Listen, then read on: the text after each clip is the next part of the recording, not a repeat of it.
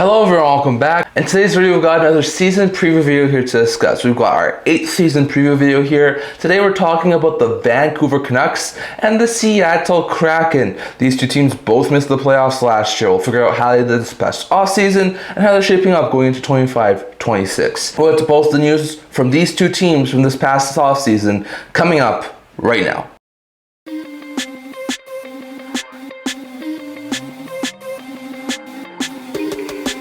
Hello everyone, welcome back to another video here at the End-to-End Hockey channel. Now before we get started, don't forget to like this video and subscribe below. Thank you for all of your support. I would never be able to do this without all of you guys. So if you haven't already, don't forget to subscribe button down below. Don't forget to leave a comment. We're on the road to 1,000 subscribers. And don't forget to stay tuned for more videos coming out in the very near future. So once again, welcome back. We've got another season preview video here to discuss. We're doing the Canucks and the Kraken. So these two teams both had really sour seasons. So once again, we'll touch on that in this video. We'll look at how I did in the 2024-2025 season. We'll look at their additions and subtractions they made this offseason, including their trades and their top 3 draft picks. We'll also look at my offseason checklist from my offseason preview video, see what they accomplished. We'll look at my projected lineup. We'll look at my projected predictions for this upcoming season, and we'll look at my offseason grades. So we're going to start here with the Seattle Kraken. Last year was a very bad season from the Kraken. One of the lowest teams in the NHL, finished with a record of 35, 41, and 6 for 76 points, 7th in the Pacific, 13th in the Western Conference, and 27th in the NHL. Had like a top 10 pick this past year in the draft.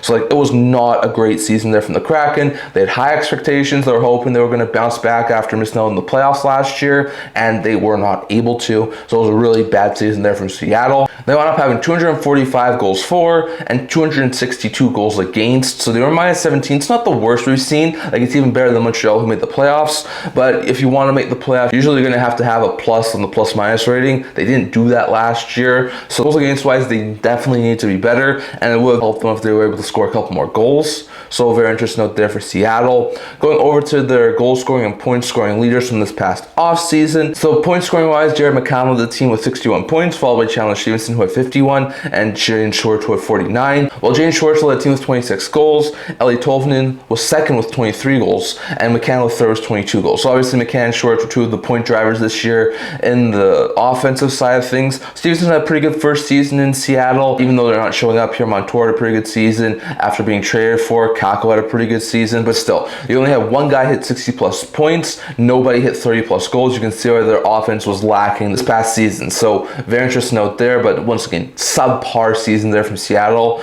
Once again, you can see that in their goal scoring, their point scoring, just their record in general. So bad stuff there from Seattle, and once again, they missed the playoffs. So there's no playoff stats to go off of here for the Seattle Kraken. Next, going over to their offseason additions and subtractions. So if you look at their additions and subtractions, not a huge list here. They had Eyssimont and Marchment in a trade from Dallas, Frederick Gaudreau in a trade from Minnesota, Ryan Lindgren from Colorado, and Matt Murray from Toronto, both in free agency. Then they lose Michael Eyssimont in free agency to Boston, Andre Burakovsky in a trade to Chicago, Joe Veleno in free agency to Montreal, Luke Henman to UFA status, Max Lajoie to UFA status, Gustav Olofsson to UFA status. They also lose the 2025 4th round pick of both theirs and the Dallas Stars, and they lose their own 2026 3rd round pick. So all in all, very interesting movement there. They lose some defensive depth with losing Lajoie and Olofsson, but they do get Ryan Lindgren, which is a massive upgrade on the blue line, given the fact of what they lost. They had some goalie insurance with Matt Murray. They do lose Joe Veleno, who was only there for like a couple of days, like a week or two, after being acquired for Burakovsky. They lose Burakovsky in the Chicago trade, and then they also lose Michael Eyssimont, but they get Frederick Gaudreau and Eyssimont and Marchment. Like Marchment's a cheaper version of Burakovsky, and he can put up more points. And then Gaudreau, I think, could really fill a bottom 6 role well, probably a little bit better than guys like Eyssimont or Veleno could do. So like all in all, I think they did good this offseason. Like I'm not gonna say they did great. They did lose a lot of draft picks, and I still don't know the direction this team is going. But the defense is obviously better with the Lindgren addition. Forward group wise, I think you could arguably say they're a little bit better. They're a little bit deeper goaltending wise with the addition of Matt Murray. So like I'm not gonna say they did awful, but I don't think they did great either. So once again, another sort of mediocre off season from the Seattle Kraken. If you look at the trades that this team made this past off season, they made 3 trades. They traded the 2025 4th round pick of their own and the 2026 3rd round pick of their own to the Dallas Stars in exchange for Eyssimont and Marchment. They traded the Dallas Stars 2025 4th rounder to the Minnesota Wild for Frederick Gaudreau, and they traded Andre Burakovsky to Chicago for Joe Veleno. So some very interesting trades they're able able to help them sort of shake up their forward group, so very interesting note there. Next, going over to the top 3 draft picks from the Seattle Kraken from this past year. So they had 3 interesting draft picks as their first 3 in the 2025 draft. The first rounder was 8th overall this past year because of the draft lottery, and they wound up taking center prospect Jake O'Brien. O'Brien's a solid prospect. I think eventually should be able to be a solid second, third line center in the Kraken organization. They're really deep at the center group, so maybe he plays on the wing, but still, I think that's a pretty good pickup here. I was hoping they would go defense here, but they did want to go on Jake O'Brien, which I think was a pretty good pickup here, now looking back at it. In the second round, 36th overall, they traded up, and they wound up taking right shot defensive prospect Blake Fiddler. Fiddler was the guy who was expecting to go in the late stages of the first round, so to get him in the early second round is a steal. Bigger body type right shot defenseman who I think of long term could replace a guy like Jamie Oleksiak. I think this is going to be a really solid pickup here for the Seattle Kraken. And in the third round, 68th overall is their third pick in 2025, and they used it to select left shot defenseman Will Reynolds. Reynolds, I think, eventually, sort of like Fiddler, maybe a little bit lower on the depth charts, could be a solid third pair guy, maybe second pair guy as a left shot defenseman, more of a puck moving guy, and I think could be a really solid pickup here long term for the Kraken. So very interesting note there, but those are the top 3 draft picks from Seattle, taking a center who eventually could be the second line center or a top 6 forward, and then a couple of solid defensive picks. So very interesting note there. Next, going over to the off-season checklist for my off-season preview video. So back in the off-season preview video, I said 5 things the Seattle Kraken should do this off-season to get better for this upcoming season. Now, the first thing I said this Kraken team should do was to either have Grubauer be bought out or be dealt. And that didn't happen. That's a big X on my checklist because Grubauer's still on the team. He's got 2 years left at a $5.9 million cap hit. It was their big premium off-season addition a couple of years back in the expansion draft during the free agency period when they signed him as a free agent. It never worked out for Seattle Kraken with Philip Grubauer. I thought they would wind up moving on from whether it be a buyout or being traded. It never happened. So unfortunately, Grubauer is still on the team and will still be going forward with the Seattle Kraken. So that's a big X on my checklist. The second thing I said for the Seattle Kraken was to move one of or Oleksiak or Burakovsky, and they did that. Burakovsky was dealt by the Seattle Kraken to the Chicago Blackhawks. So once again, not a bad deal there, and it did free up some cap space, which is what I was expecting them to do when I said they should move Oleksiak or Burakovsky. So once again, I'm going to say they completed that because I do think they moved Burakovsky, and that really did help the Seattle Kraken to alleviate some of their cap problems. So very interesting note there. The third thing I said this team should do was to have some of the younger players play at the NHL level this upcoming season, such as guys like Furcus, Nyman, Chalet, or Catan. I think they will have a couple of guys to fight for some roster spots. Like, even though they got a little bit better, they did lose a little bit of depth. So I do think guys like Catan and guys like Nyman and guys like maybe even Chalet could have shots to play in the top 9 for Seattle Kraken. So I do think they completed that because they do have a couple of spots that they could give to some of their younger players. The fourth thing I said this team should do is to add 1 to 2 top 9 forwards. I think to some extent they did that. Marchment's a top 9 forward, so I'm going to say they did that. If you count Goudreau as a top 9 forward as well, you could say they added 2 top 9 forwards. So like, I'm going to give them a check on that one because they at least added Marchment, but if you consider Goudreau a top 9 forward as well, you can say they added 2 top 9 forwards. So something I have to check off my checklist. And the fifth thing I said this team should do was to sign Schwartz and or Tolvanen to extensions. Schwartz had a really good season last year, and he played really well with Capo Caco. He is getting up there in age, but I was hoping they would sign him to like a 2-3 year deal to keep him around in Seattle. Well, Tolvanen is also in the final year of his deal. He was a really solid waiver claim a couple of years back. He's scheduled to hit UFA status, so I was hoping they were going to sign him to an extension, keep him around. To this point in time, they haven't signed either of them to an extension. They may still, maybe by the time this hits YouTube, maybe sometime in the season. We shall wait and see on that. But at this current point in time, neither of those two guys have been extended, so that's an X on my checklist. So very interesting note there. But the Kraken, they complete 3 of the 5 things that I said this team should shout out to do in the offseason. The only 2 things was they haven't signed Schwartz or Tolvanen, and they haven't bought out Grubauer. So very interesting note there. Next, going over to the lineups for Seattle Kraken for this upcoming 2025-2026 season. So my projected lineup for this team at this current point in time for the upcoming season is as follows. The top line for the Seattle Kraken will be Schwartz with Beniers and Caco. The second line will be Elliot Tolvanen with Jared McCann and Berkeley Catan. The third line will be Stevenson with Wright and Nyman, and the fourth line will be Marchment Marchment with Gaudreau and Eberle.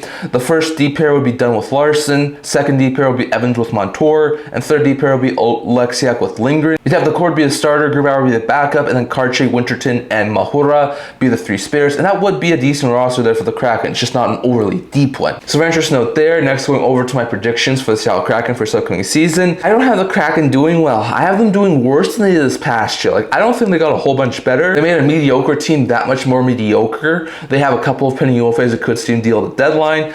I just don't see Seattle as a playoff team anymore. Like I did last year. I regret that. I don't see them as a playoff team this year. At current point in time, I have them finishing with a record of 30, 43, and 9 for 69 points, 15th in the Western Conference, only ahead of the Chicago Blackhawks. I don't have Seattle doing overly good. Like, I think they're going to be doing all right. I could see them have a really solid season. I just can't see them be making the playoffs at this current point in time. So, very interesting note there, but I have the Kraken being one of the lowest teams in the Western Conference and barely being able to hit the 70-point plateau. So, very interesting note there. And lastly, going over to my offseason grade. Now, like I said, I don't think that Kraken had a bad offseason. Defensive-wise, got better. Forward group-wise, got better. I just don't know if they got a whole bunch better. I'm going to give them a C+ offseason grade. I think it's a little bit better than average. Like I said, the offense did get a little bit better with having Marchment and Gaudreau. Lindgren addition is going to be solid, especially if they do lose Oleksiak on the defensive end. I just don't think they got a whole bunch better this offseason. They didn't make some sort of a huge splash, a huge top 4 edition, a huge top 6 edition. So at this point in time, I just can't say the Kraken got a whole bunch better. So I'm going to give them a C+ rating for this past offseason. So that's my opinion on the Kraken. Next, going over to the Vancouver Canucks. So when it comes to the Vancouver Canucks, they had a solid season last year. They almost made the playoffs. They were only 6 points out, but they did wind up missing just a handful of points back of the playoff spot. Finished with a record of 38, 30, and 14 for 90 points. 5th in the Pacific, 10th in the Western Conference, and 18th in the entire NHL. So like I said, weren't a bad team, had an above 500 record, had 90+ points. They just weren't able to squeeze into a playoff spot after that sour sort of middle stretch of the season there for the Vancouver Canucks. So very bad stuff there for the Canucks. They wound up having 233 goals for, 251 goals against for a -18 rating. Once again, not the worst we've seen in the world. Montreal made the playoffs with a -18 rating. But once again, it's not something that you're usually going to be able to make the playoffs with. Needed to have a little bit of a better defense. Goal scoring they need to shoot up, because goal scoring wise it was not overly great there from the Canucks this past year, but still it was decent. It wasn't an overly egregious plus minus, but still not overly great there from the Canucks. Goal and point scoring leaders for this team for the 2024-2025 season: Quinn Hughes of the team with 76 points, followed by Brock Besser and Connor Garland, who both had 50 points, and then Jake DeBrusk of the team with 28 goals, followed by Brock Besser and P.O. Suter, who both had 25 goals. So all in all, Besser once again another solid season. Not the season he had the previous year when he had 40 goals, but still a pretty solid season there from Besser. Garland had a really good season. DeBrusk almost hit 30 goals in his first season with the Canucks, which was pretty good. And Quinn Hughes once again almost hit a point per game mark with 76. So once again, Hughes was the point driver of the team this past year, but he was the only guy who hit 60+ points, and no player hit 30+ goals. You can see why they had problems scoring offensively. So very interesting note there for the Canucks, and once again missed the playoffs. So no really playoff stats to go off of there for the Canucks. Next, going over to the offseason additions and subtractions. So there's a pretty long list here. They added Evander Kane, traded from Edmonton, Mackenzie McEachern from St. Louis, Safonov from Chicago, both in free agency. They added Chase Stillman from Pittsburgh in a trade. They added Vitaly Kravtsov back from the KHL. They added P.O Joseph from Pittsburgh in free agency and got the Penguins 2027 4th round pick and Maple Leafs 2028 4th round pick. Meanwhile, they lose P.S. Suter in free agency to St. Louis, Dakota Joshua in a trade to Toronto, Giuseppe to Winnipeg, Nate Smith as a UFA, Noah Juleson to Philly, Heroes as a UFA, McCord to NYI, all in free agency. They lose Archer Seelovs in a trade to Pittsburgh, and 2025 4th rounder Ottawa's to Edmonton as part of the Evander Kane deal. So very interesting note there. Very interesting trades there from the Canucks. Very interesting